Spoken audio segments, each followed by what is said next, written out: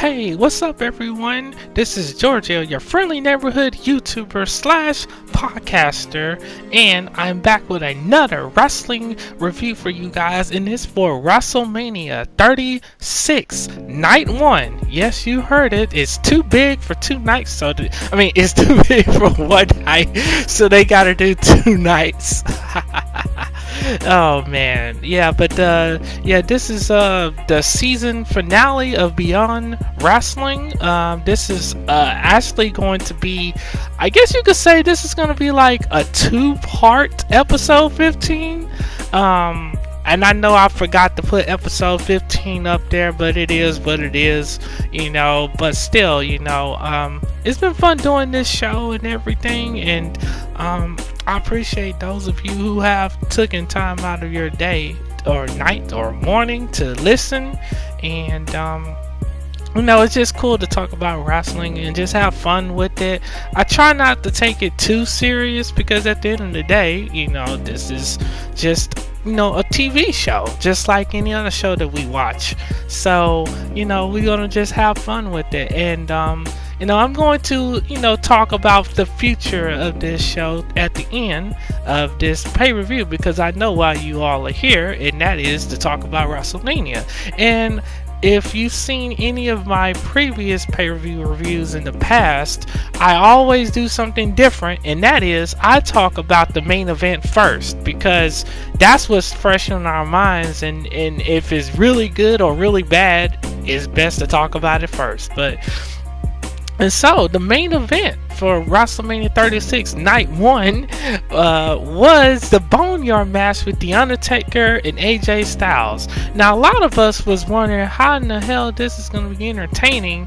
We never heard of no Boneyard Match before. We have heard of a Buried Alive match. We've seen those in the past, and some of them have been good, some of them not so good. But this match right here was different than that. It was different than a Buried Alive match. They went all out in this Boneyard match. This felt like a movie, and as I was watching this Boneyard match, it was giving me like Walking Dead slash Mortal Kombat vibes. More specifically Walking Dead, with just how it was done, how it was shot. It was very, very creative. And then at the beginning, they had this hearse come out there, and they had the Druids come and open the doors in the back of it, and then they had a casket, and I'm pretty sure everyone at home thought it was gonna probably be the Undertaker that was gonna be inside the casket, but it was AJ Styles that came out of the casket, and I thought that was really funny, and it was different because they definitely threw our minds for a loop with that.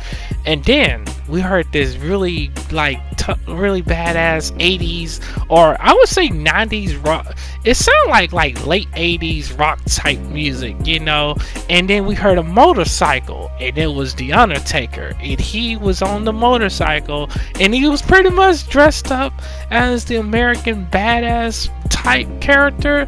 It was almost like a mixture. That's what I'm getting from this version of The Undertaker. It's like a mixture of the American badass and the dead man character all rolled up in one. And of course, the real person himself, Mark Calloway. I mean, hey, we might as well, I refer to him as Undertaker though, out of respect. But nonetheless, I like the attire that he chose for this, and this was definitely the Undertaker that we love, the one that's brutal and just shows no mercy, and this was really, really well done.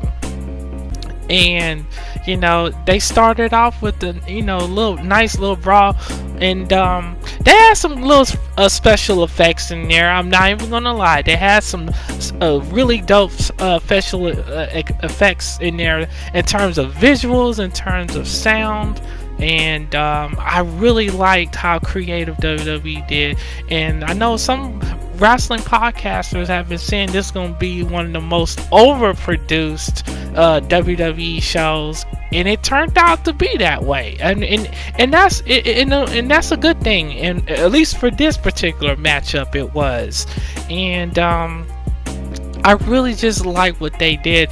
This is something that they should put on a doggone Blu-ray and sell it. This Boneyard match should be like on its own thing. Like, I would recommend everyone to at least order the first night of WrestleMania so that you can see this. This is really, really good. And hopefully maybe one day, like, WWE can show this by itself. I know right now they got to make the money and everything, but this is one of those matches you gotta see for yourself to really get a good kick out of it. I'm just giving you a brief summary of it, in terms of what happened. I don't want to spoil all the good moments of the match, but obviously, the Undertaker, he won, and we all thought maybe AJ Styles was gonna get the win, but nah, this made sense for the Undertaker to win, but they did it in a way where it didn't make AJ Styles look weak. If you see the ending of this match and how it ends, you'll see, how they did it in a way like, AJ Styles, he lost, but it's not gonna hurt his career. This is one of those matches that is going to cement AJ Styles as one of the all-time greats in the WWE. And this is going to be one of the matches that people are going to talk about for a long time, and in my honest opinion, this is my second favorite match of the night. And I know you're probably wondering, what other match could be better than this?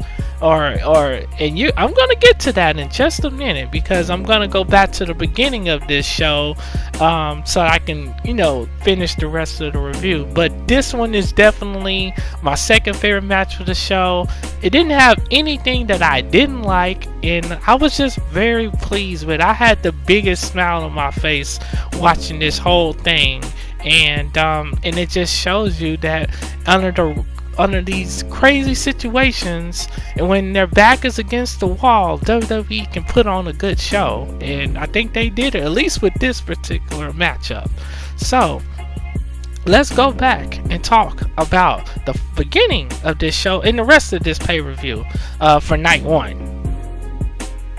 Alright, so and so when this first started, when this pay-per-view first started, they had Stephanie McMahon. She was giving this really heartwarming, message about how entertaining the fans and stuff during this trying times, and they hope that this show can provide them a great emotional escape. And I thought that was really sweet, and I really appreciate that, and honestly, I hope that it does. I mean, and this is the thing, like, at least when it comes to certain WWE pay-per-views, and even this one, considering the build-up, considering all the weird changes and people dropping out of the show, leading up to tonight or whatever, it's important, I think, to just have low expectations. Don't set your expectations too high for shows like this, because then if something happens that you don't like, you won't feel too bad about it. And then if it surprises you, if they do something really cool, then you'll be even more excited about it, because you didn't have those high expectations. And I know that's crazy to think with wrestling, but in some cases it's really good to have that mindset going into a wrestling pay-per-view, especially one like this. But on the other hand, I know a lot of people are paying their hard-earned money for these shows, and they want a good show. They want to feel like they got their money's worth, so they do expect that, and there's nothing wrong with that. So really like the opening there with that Stephanie did, and then of course they showed some compilations of previous celebrities and singers singing America the Beautiful, and I thought that was very creative. They went all the way back to the earlier WrestleManias of people singing that song, and so I thought that was cool. I hate that we didn't get the crazy pyro and all of that, man. I missed that, because the pyro and all of that, that's what makes WrestleMania special too. The crowds and the pyro and stuff like that. So the fact that they didn't have that was kind of a bummer considering everything that's going on. But I'm praying that at least by this time next year for the WrestleMania Hollywood show, that one can just go all out and we can be in the arena by then, hopefully.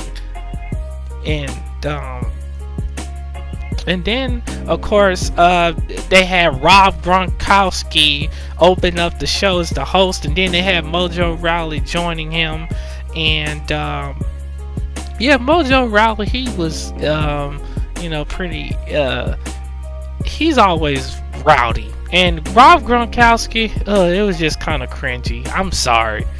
I don't really see the appeal of that. If you wanted to get a celebrity, you should have just got a popular celebrity that everybody likes. If you just had to get somebody to host, this show. And in my honest opinion, but I guess Rob did what he was paid to do. The dude even got merch now. He's even got WrestleMania merch. He ain't never stepped foot in the ring. I just think it's kind of funny, But that is my opinion on that.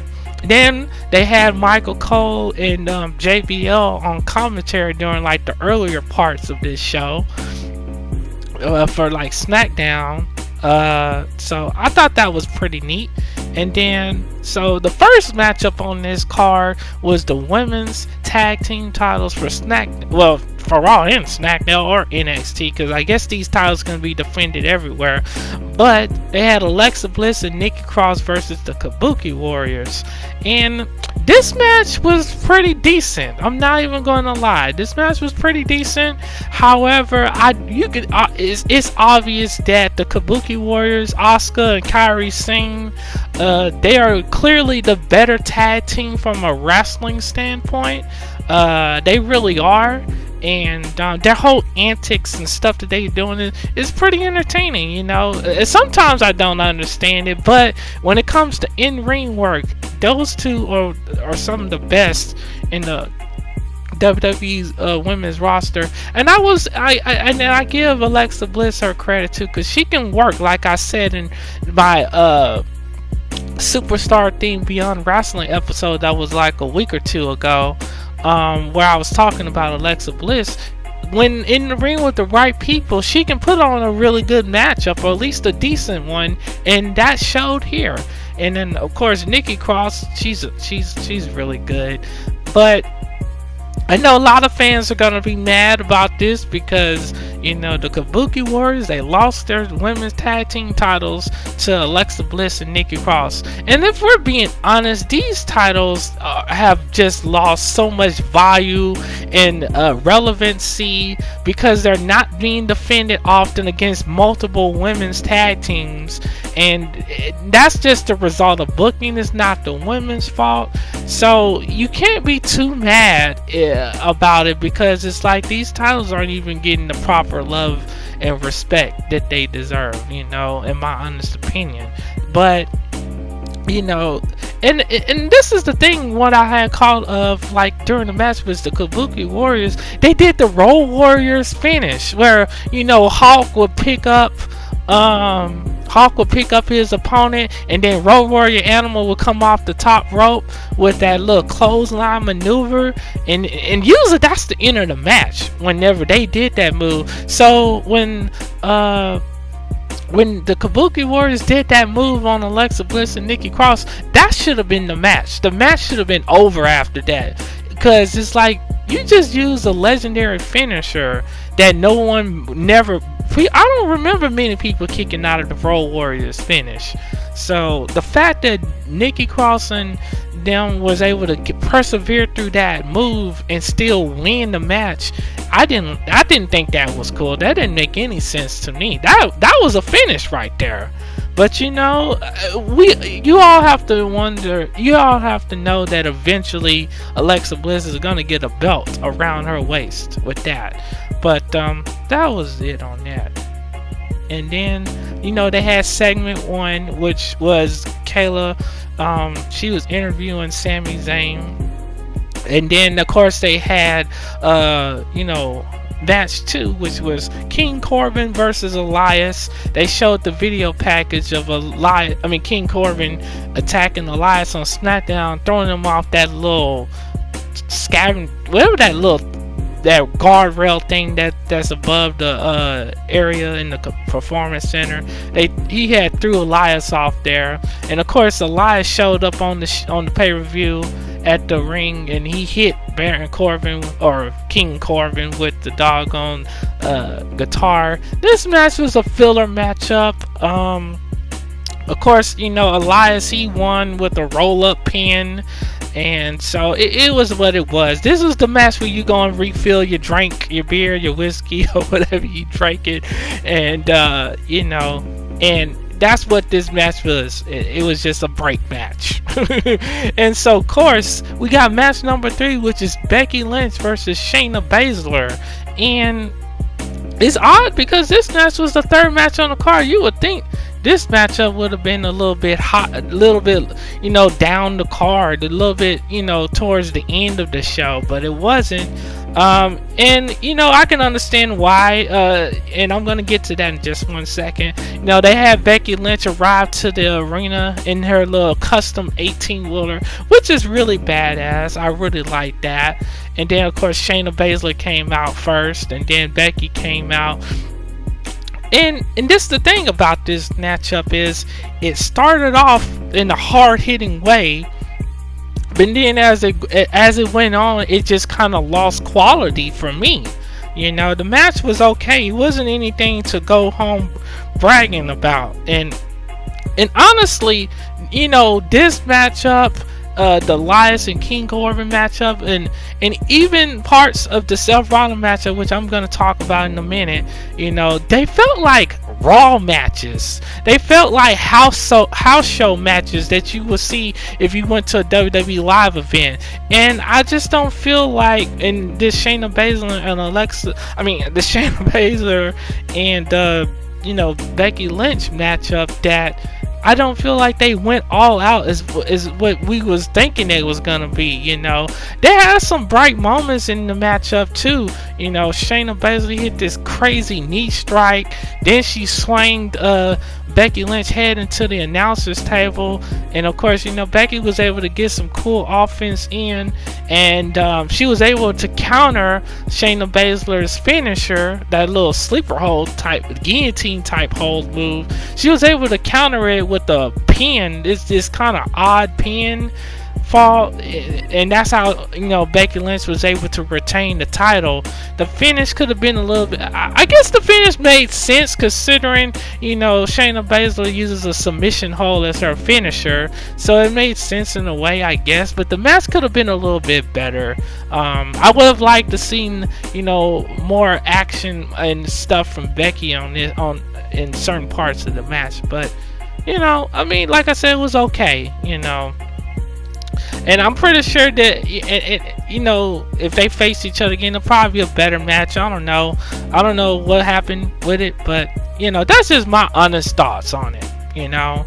And so after that, we had match number 4, which is Daniel Bryan versus Sami Zayn for the Intercontinental title.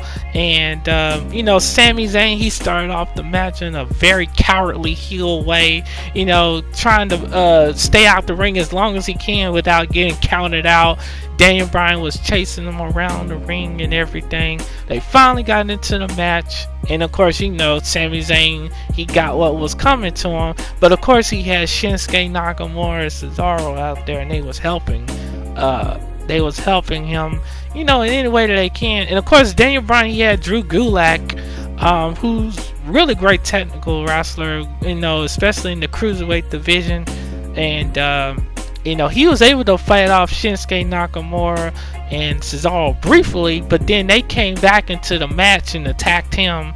And then of course Daniel Bryan, he kept going to the top rope far too many times, and it cost him, because Sami Zayn was able to counter his top rope maneuver with the Halua kick, which is kind of like a little big boot type move.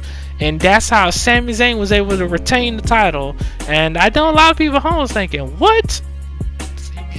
Daniel Bryan, he lost to Sami Zayn on the Mania, but honestly, this is my thing. Daniel Bryan, he's gonna be over regardless. I feel like he doesn't necessarily need an Intercontinental title. He doesn't need a title per se to be, to get over with the fans. The fans are gonna like him naturally, and he's in that, and that's kind of a really cool, unique position to be in, because you can still sell tickets and you can still sell merch even though you don't have the title. But a lot of us would have wanted Daniel Bryan to win this match, but obviously I feel like Sami deserved to win even more. I feel like at this point of his character, he's starting to pick up some steam and find his way. He's getting even better on the microphone too, here and there. But one has to wonder what's going to happen next, though. Will Shinsuke and Cesaro get tired of being in Sami Zayn's corner? I can see Sami Zayn dogging them out. Then eventually maybe Cesaro might take out Sami Zayn out of frustration and then take the Intercontinental title from him. I would love to see that. Sami Zayn versus Cesaro. That would be cool. But that's just my thoughts. And then of course we had match number 5, the triple threat tag team titles for the SmackDown. For SmackDown. And I'm gonna tell you guys what really went down leading up to this matchup was The Miz. He got sick, and he won.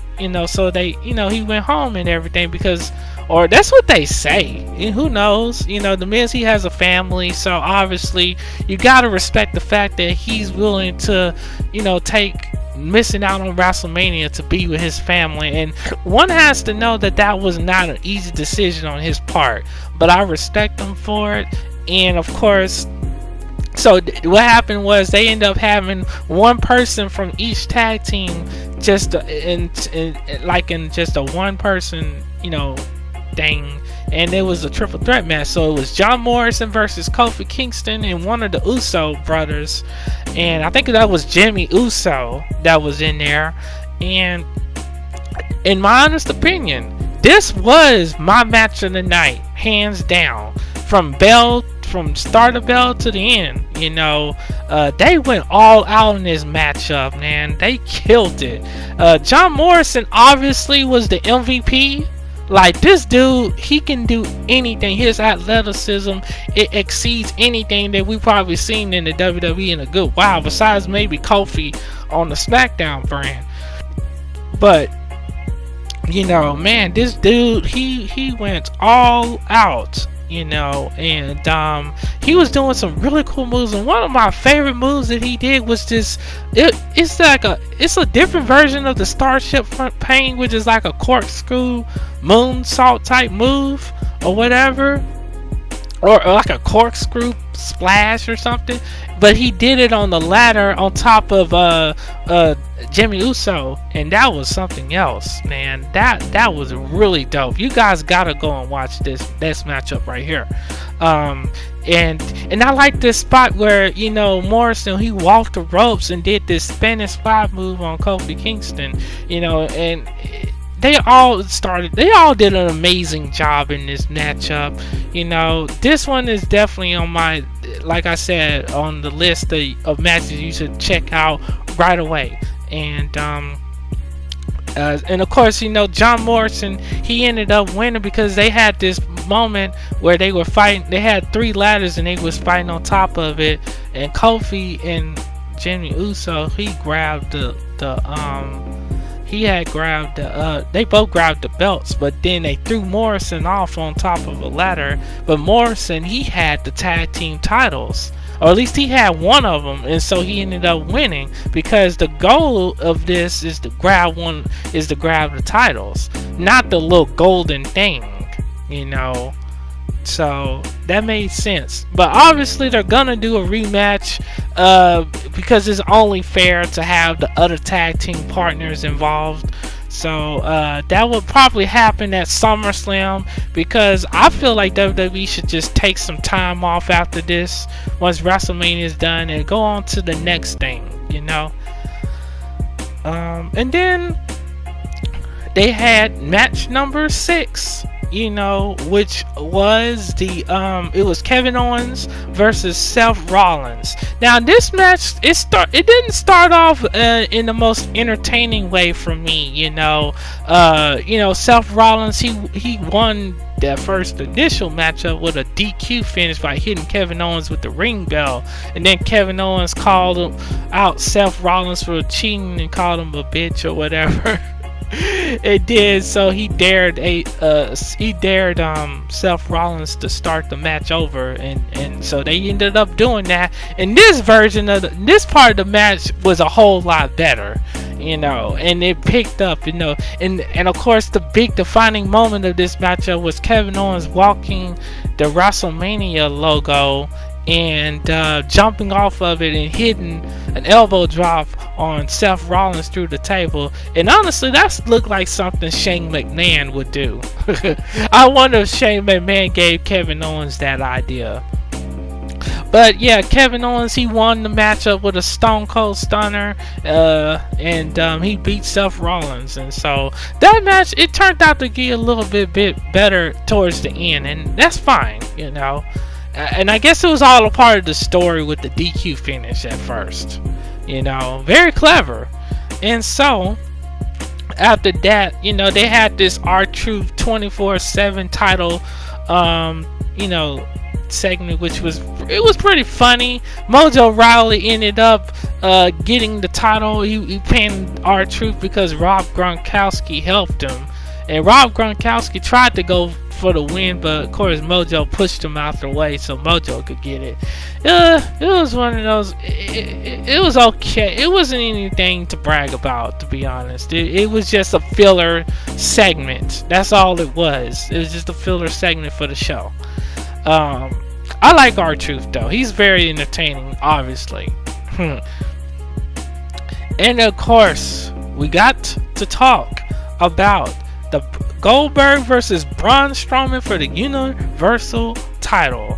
And my goodness, you guys, this match right here, and the way it happened was just crazy, because, you know, Roman Reigns, you know, he made the respectable decision by, you know, pulling out of WrestleMania to make sure that he doesn't get his health in jeopardy regarding the virus that is going out right now. I don't want to say the whole thing, because YouTube is very funny when you say that, or if you put it in your video title, so I'm going to refrain from calling it what it is. But basically, Roman was looking out for his health, he was looking out for his family, and that's all that matters. And no one should question Roman Reigns' decision regarding this, because at the end of the day, this is just a scripted TV show, and your family and your health is more important than a wrestling show, in my honest opinion.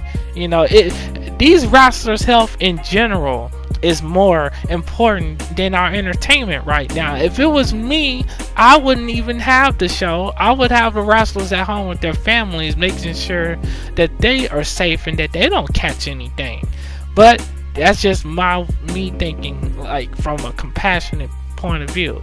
However, because of this decision, WWE put Braun Strowman in the title picture without any kind of explanation. They didn't film any segments or anything to make it seem like why, you know, Roman won't be in the matchup. They just kind of just put it under the rug. And maybe Roman didn't want them to put what was going on and everything for his decision. Maybe he didn't want them to put it out there. You never know. And Roman did upload a video on his social media, on his Instagram, I believe, talking more in depth about his decision. And, you know, and it's understandable, man. It's good to just be at home and stuff. But anyways, as far as this matchup, it's what you would expect it to be. You know, Goldberg, he hit his couple of little spears and whatnot, and we all thought, oh crap, this match is gonna be done. It's probably gonna be a squash match. But it turns out it wasn't, because right after Goldberg tried to get all his 3 or 4 spears in, he tried to go for the jackhammer, but Braun Strowman said, hell no. He had an answer for it. And when Goldberg went for the jackhammer, Braun Strowman turned into a power slam. And then Braun, he hit like 3 more of those power slams. The last one, he did like a spinning version. He made sure he laid that one in. And he ended up beating Goldberg for the 1, 2, 3. And wow, that was something else right there. In my honest opinion, it was what you expected. It wasn't anything to be super excited about and everything, but you know, and one would have to think if Roman would have did this show, he would have been the champion. But he made the right decision. What Roman did was more important than a championship. He'll win that championship again one day. Bryan getting the belt, I'm sure a lot of fans didn't want that, you know. But it was the decision WWE had to make, considering everything that's going on. And you have to respect that. They didn't have anyone else, and they didn't want to risk having, who knows what's going to happen with everything that's going on. They didn't want to risk going forward with not having a champion, at least that, you know, available, you know. And Goldberg, he shouldn't, in my honest opinion, I like Goldberg, you know. I really do like, you know, the kind of guy that Goldberg is. And like I said in previous, videos on this channel was, you know, I'll never forget when I did this video like a year ago, which was Goldberg versus Kevin Nash. It was like a WWE 2K19 video, and he retweeted the video out, and it helped me get a ton of views on that video, and I never would have thought he would have done that. And so I think Goldberg as a human is a really good guy. You know, but even with that, I still don't think it was the right decision for WWE to put the title on him. I understand why they did it from a business standpoint, because Goldberg is a legend. You know, he has that WCW following, and there's a lot of WCW fans out there, and I think they was trying to capitalize on that and the popularity that Goldberg still has, and he still does. He's, you know, and so I get it, but I just wouldn't have him winning against talent that are younger than him, they are almost in their prime if they haven't already. So it just didn't make sense for him to beat those talents like a Bray Wyatt. He shouldn't have beaten Bray Wyatt, in my opinion. You know, but nonetheless, I'm glad Braun got the title. Eventually, you know, Roman will probably be the one to beat him for it, and they'll probably have them face each other at SummerSlam. And hopefully the next big WWE show we see will be in an arena with fans, and I think WWE should hold off on doing featured shows until we're all able to go back out in public again. But nonetheless, you know, this is my review for WrestleMania 36 Night 1. And like I said, it had some really good moments, and then there were some low moments there. I loved how they ended it with the Undertaker and AJ Styles Boneyard Match. Go watch that one. That one was very fun for me to watch. And I'm definitely going to probably watch that match again sometime in the following week, you know. And as for the future of, you know, Beyond Wrestling, and you know, this will be the season finale of this show. This is, and it's gonna be a 2-part, just like WrestleMania. This is part 1 of episode 15, and then part 2 will be Sunday, and or whenever you might catch that. And then after that, I'm taking a small brief break, you know, so that I can come up with all kinds of ideas for the next season, because I want to be a little bit more organized when it comes to that. I want to have all my episodes and stuff, ideas planned out, and I'm going to try to record a whole bunch of content for season 2. That way it'll be less work for myself when it comes time to release those episodes. So I do appreciate you guys for whoever it is for hanging in there with me. And the thing is this, you know, and I know it's a billion or it ain't no billion podcasts. There's a million podcasters out there, and there's a lot of shows and stuff. So if you guys do, for any of you who do have a podcast, or if you want to start one, I say start it. You never know who might tune in. Just make sure you do your research. Make sure you do something that isn't already out there, and then have fun with it. And if you just have a few listeners, it's better than no listeners. That's my motto right there. And I'm grateful for the few listeners that I do get on this show. Obviously, it's still new to the whole podcasting apps, but the show has been doing pretty decent on YouTube, and certain episodes are like those superstar themed ones. Those have been catching some views. So far, the Alexa Bliss episode and the Odd Mid Johnson superstar themed episodes. Also, Mean Gene Okerlund, that one was a really good one, and Yokozuna. Those 4 right there, I think that's 4. But those episodes right there have been doing pretty good on the channel, on my YouTube channel, which is GEORGIO ASMR.